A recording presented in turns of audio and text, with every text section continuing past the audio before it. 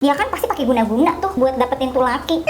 Dia mah hoki aja bisa dapetin pekerjaan itu. Aneh banget deh. Kok bisa ya dia dapetin cowok yang baik kayak gitu? Pasti udah jual diri. Nih, tanda-tanda orang yang iri hati tuh kayak gitu tuh.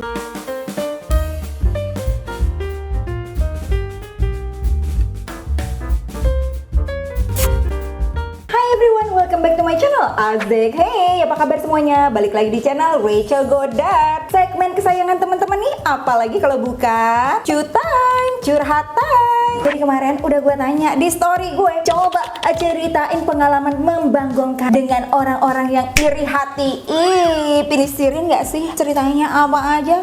Jempolnya mana?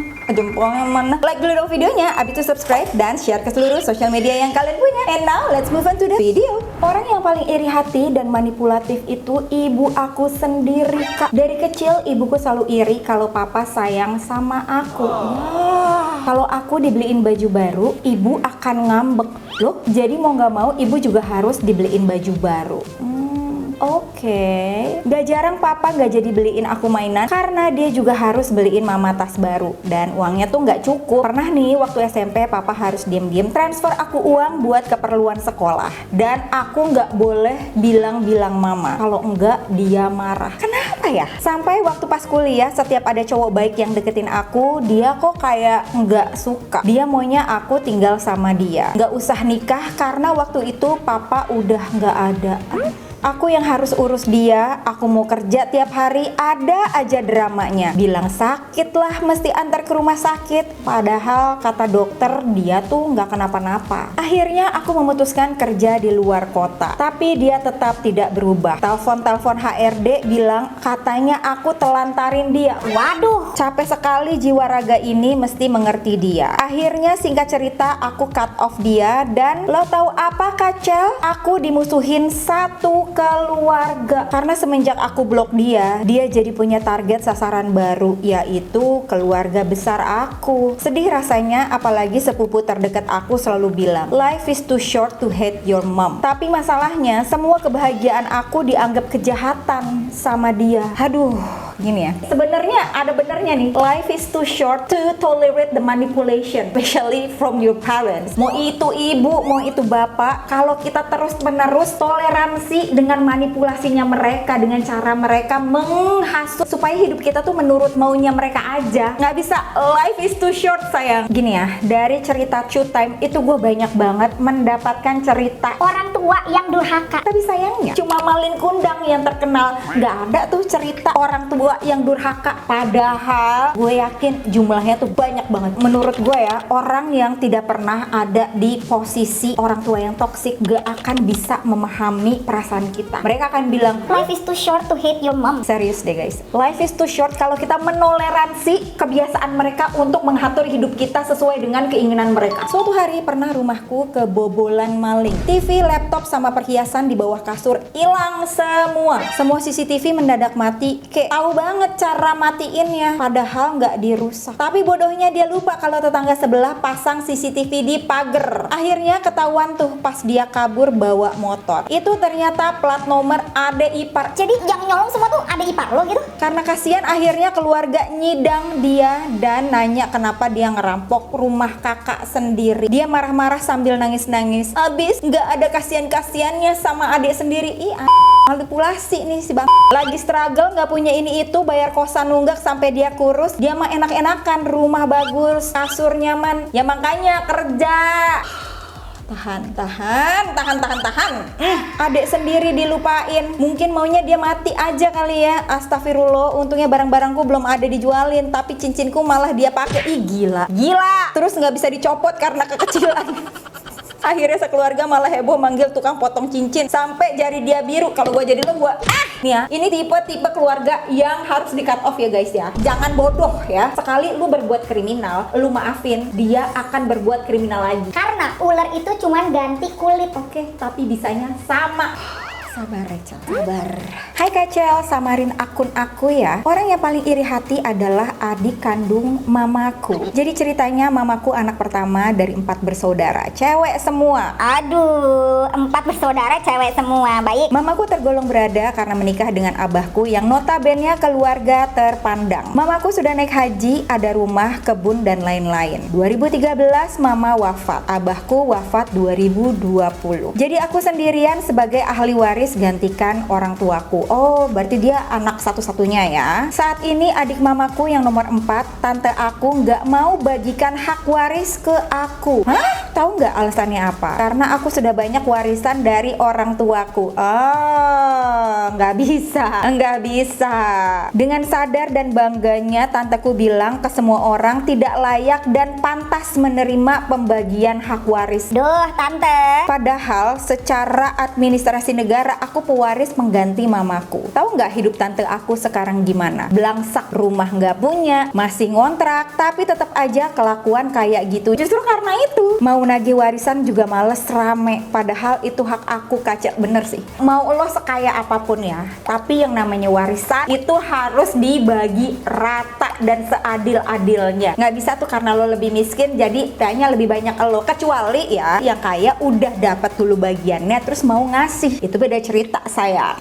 Pengalaman banget nih. WA aku diblokir, sosmedku diblokir, bilang ke semua orang aku bukan saudaranya. Jadi nggak perlu urus waris. Padahal aku kehilangan ortu aku. Masa sih aku harus kehilangan hak waris juga? Mau aku laporin, ajuin gugatannya ke pengadilan, tapi hati kecilku kasihan sama hidup dia sekarang kekurangan. Kalau aku bisa milih, aku nggak mau warisan Kak Cel, aku mau ortuku hidup kembali. Sedih banget. Pernahkah aku ngerantau kan sama suami setelah menikah? Terus anaknya tetangga emang seumuran lagi hamil tiba-tiba keguguran. Katanya gara-gara kaget aku punya mobil baru. Ya, padahal beli juga kagak pakai duit dia. Ini nih orang-orang yang suka nyalahin orang atas kesialannya atau kegagalannya dia. Ini lu harus hati-hati deh sama orang yang tipe kayak gini nih. Besok-besok dia ngerasa duitnya 100.000 hilang Gara-gara elu beli rumah baru.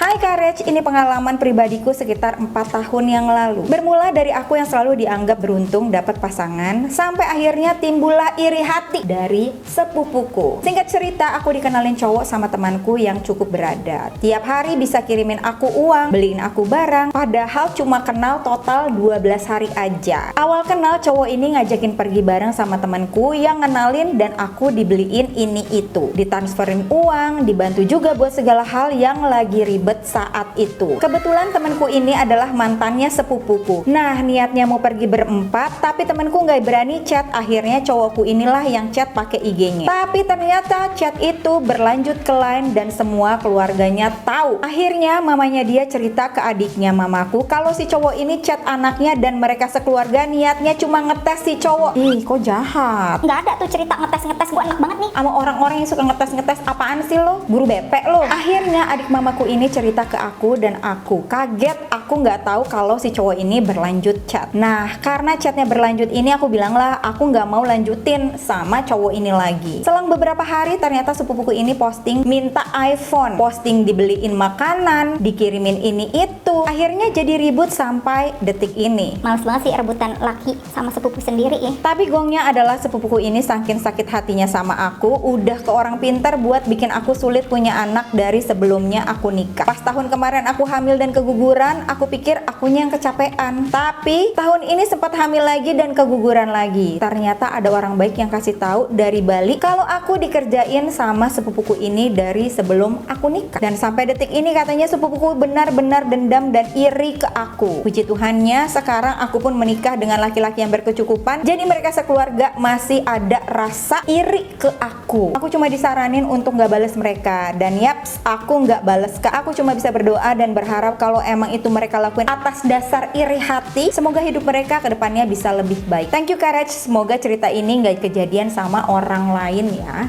Tapi kenapa ya? Ini cerita-cerita nih kalau iri hati bersumber dari keluarga sendiri. Ya ibunya lah, ya sepupunya lah. Gini.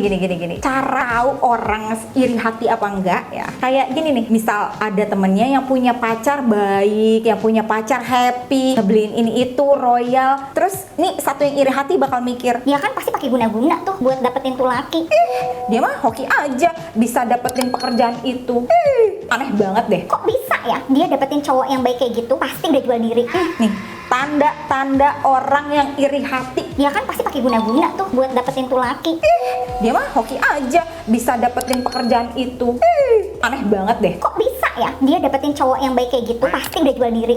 Nih, tanda-tanda orang yang iri hati tuh kayak gitu tuh. Tain orang yang iri dengki sama dia. Aku mau cerita gimana aku iri dengki sama pacarnya mantan aku yang sekarang. Wah, seru nih. Ini POV dari orang yang iri hati. Aku sebenarnya sama mantanku dulu pacaran virtual. Kami kenal dari grup buatan salah satu penulis Wattpad era 2019. Kami nggak pernah ketemu secara langsung, tapi intens komunikasi kak. Bahkan kadang kami bisa teleponan sampai 2 hari penuh tanpa mati sama sekali. Nggak panas handphone lu? Nih handphonenya pasti bukan Asia Hidayah nih. Kalau nggak panas nih handphone nih. Aku punya penyakit mental kak. Diagnosaku schizoaffective disorder. Mantanku ini orangnya netral. Dia nggak suka ngejudge sesuatu tanpa dia paham dulu tentang hal itu. Jadi mantanku dulu bisa banget ngasih validasi atas kegalauan, kesedihan, kemarahan, dan emosi-emosi lain yang aku rasakan. Singkat cerita, aku sama mantan putus setelah 4 tahun pacaran. Aku penasaran nih, 4 tahun pacaran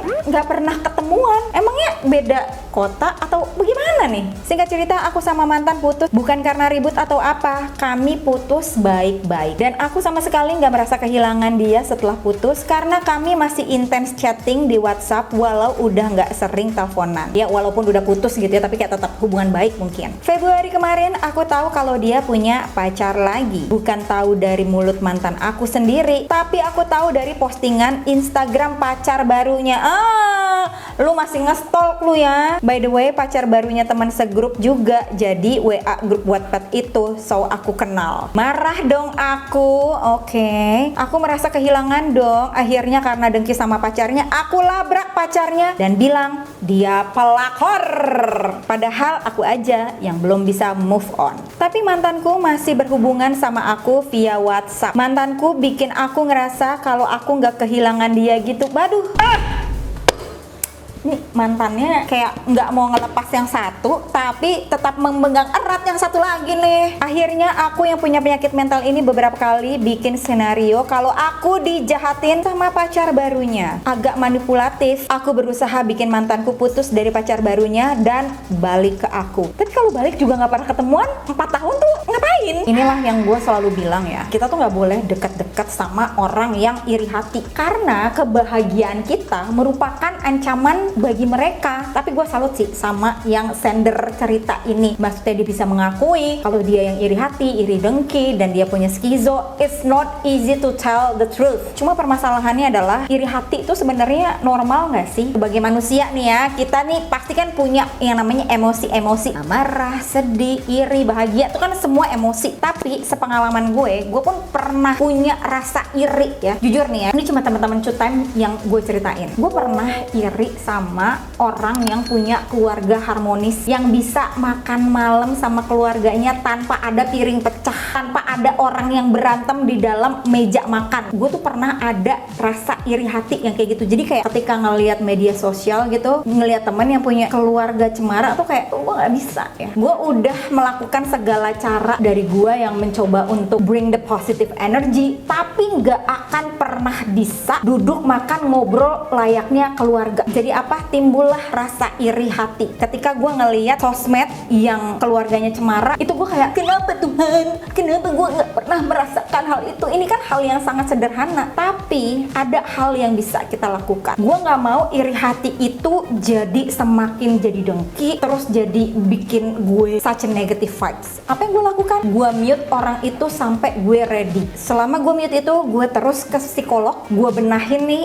inner child gue yang gue iri sama keluarga orang, sampai akhirnya gue sadar gue nggak akan pernah bisa dapetin itu. Tapi ada yang bisa gue lakukan, gue bisa punya keluarga sendiri ya, yaitu suami gue sama anak gue. Kita bisa makan malam bersama-sama tanpa ada piring pecah, dengan suasana yang happy, layaknya keluarga yang selama ini gue idam-idamkan gitu. Makanya teman-teman, kalau misalkan ngelihat gue kerja mati-matian dan gue suka banget liburan, itu sebenarnya buat mulihin inner child gue, bukan buat flexingan, oh gue pernah kesini ke situ, enggak, bukan. Supaya gue bisa duduk makan bareng sama suami dan anak gue, tenteram, ngobrol bareng, punya kenangan sendiri gitu, supaya anak gue juga bisa inget, oh iya, gue tuh sering banget loh sama keluarga gue makan di sini, kita ngobrolin ini, dan itu buat mulihin inner child gue yang dulu nih gue tuh iri banget kalau ngelihat orang lain ada di posisi gue saat ini. Aku ikutan ya Kacel, dulu tuh punya teman kerja cewek, sebenarnya cukup deket sih, dimana kita sering jalan bareng dan sebagainya. Dia suka ikutin style aku, parfum aku, makeup aku, bahkan saat aku punya pasangan, dia pun yang selalu ngintilin aku kemanapun aku kencan. Awalnya baik-baik aja, tapi kok lama-lama mereka yang makin akur, terus deket, sampai orang tuh malah ngiranya aku yang intilin mereka pacaran. Nggak suka. Dan bener aja, nggak lama aku putus, mereka jadian. Nggak sampai di situ, selang beberapa bulan aku akhirnya punya pacar lagi. Dan temanku ini mau melakukan hal yang sama ke pacar aku. Oh, dia lagi ngetes lu masih bego apa enggak nih. Alhamdulillahnya pacar aku nggak tergoda sama dia dan berakhir nikah sama aku. Bentar, ini lu masih bisa deket gitu sama dia setelah apa yang telah dia lakukan sama lo? Gila. Ternyata dia ngomong dong ke orang-orang kalau suamiku itu dulunya ngejar-ngejar dia. Gila, pede banget lu. Tapi karena dia nggak mau, jadinya malah nikah sama aku. Luna Maya lo, secakap itu lo, ha? Padahal aku kenal sama suamiku justru bukan dari lingkungan kerja. Dah lah, akhirnya aku keluar dari lingkungan itu demi kesehatan otakku. Sekarang kalau dia ngajak main, aku alasannya intinya nggak mau main sama dia lagi. Nggak usah temenan sama orang yang punya rasa saingan gitu loh sama teman sendiri. Kayak please, orang yang bahagia ya nggak akan ngerasa kebahagiaan orang lain itu adalah sebuah kejahatan bagi mereka. 5 tahun yang lalu aku punya karyawan pertama karena aku baru memulai shopping online. Orang ini super religius. By the way, dia dikenalin temen aku. Mereka ini satu komsel di gereja, kayak satu komunitas. Dia orangnya good looking, kecil-kecil gitu, lucu deh pokoknya. Aku punya kantor barengan sama pacarku. Dia jalanin usahanya, aku pun jalanin usaha aku. Aku mulai curiga sih, sebut aja si tikus ya. Ketika usaha aku makin maju, aku mulailah beli HP baru, beli barang-barang baru. Kok kayak dia selalu notice dan suka ngecie-ciein gitu. Pada saat itu aku nggak kepikiran apa-apa ya Courage, karena aku orangnya super positif juga. Dan ini adalah kesalahan fatalku. Mulai tuh setahun bekerja ada drama seperti dia depresi, aku yang bantuin dia, sampai aku biayain psikiaternya, kosannya, bahkan tantenya karena sakit. Aduh, ini bisnis tapi kayaknya udah take it to heart ya sama orang ini, kayak sayang banget nih sama karyawannya. Aku biayain juga sampai pampersnya. Hah? Emang dia sakit apa? Oh, maksudnya tantenya kali ya, tantenya yang sakit gitu. Tapi aku lakukan dengan tulus tanpa harus dikembalikan uangnya. Dan karena posisi dia itu pegawai pertamaku, jadi seperti adik sendiri. Setahun kemudian karena usahaku tambah besar, intinya aku harus pindah tempat. Long story short Courage, ternyata pacarku yang sudah 7 tahun pacaran, yang aku kenal sangat setia, ternyata berselingkuh dengan si tikus ini. Aku super hancur, kecewa, dan sangat down. Karena yang duluan mengaku itu pacar aku. Si tikus sampai hari ini pun gak pernah ngaku kalau dia selingkuh dan gak pernah minta maaf. Aduh, jadi inget nih. Aku punya teman, teman sepermainan. Rasanya pada saat itu Tuhan ambil semua dariku. Pacarku, pegawaiku, adikku, usahaku juga. Karena kan aku sekantor dengan pacarku, aku harus keluar dari kantor aku sendiri. Jangan mau. Udah terlanjur kesel sih, mengerti gue. Karena ngelihat muka mereka berdua selalu mau muntah. Kalau diceritain dramanya bisa banget Courage dijadiin satu sinetron azab seperti di Indosiar. Bokap punya teman dekat yang tiba-tiba dingin. Ternyata ketahuan suka iri karena bokap rezekinya lancar. Katanya dia sampai datengin dukun, ngirim santet, tapi yang dia nggak tahu bokap punya pelindung. Akhirnya bukannya bokap yang sakit, malah dia yang kena. Dan diceritain kalau tiap malam suka ngigo ketakutan gara-gara mimpi dicabik-cabik macan. Sekarang dia tiap ketemu bokap cuma bisa nyium tangan sambil gemeteran. Oke. Mamahku punya kebiasaan kalau aku post status lagi makan di luar suka komen-komen. Enakan makan di rumah, kenyang, nggak bikin bokeh. Kenapa nada suara gue kayak ayah ojek ya? Tapi giliran aku bawain bakso luar buat dikasih dia, dibeliin bakso, ayam geprek, sushi, semuanya ditolak. Alasannya, kasihnya gitu doang, mamah mah nggak doyan. Ya, atau nggak biasanya nih ibu-ibu yang kayak gini, mama juga bisa tuh bikin sendiri di rumah, enakan bikinan mama malah. Terus kalau aku ajak makan di luar, bukan happy malah nyinyir. Alah, gini mah bikin sendiri di rumah juga bisa, tuh kan? Enakan masakan mama, tuh kan? Tuh, lama-lama aku jadi males update atau bawa-bawa makanan lagi. Kayak apa aja serba salah, endingnya mending diem baik. Oke guys, itu dia tadi cerita Acu Time tentang orang iri hati dan dengki. Gila ya, nggak cuman menghadapi orang-orang yang iri dan dengki, tapi ada juga nih cerita bagaimana orang itu bisa iri dan dengki. Oke, kalau teman-teman punya tema Acu Time yang lain bisa langsung komen di bawah dan kasih tahu juga cerita mana yang paling gregetan. Oke guys, sekian dulu videonya. Once again, thank you so much for watching and I'll see you on my next video. Stay kece, bye!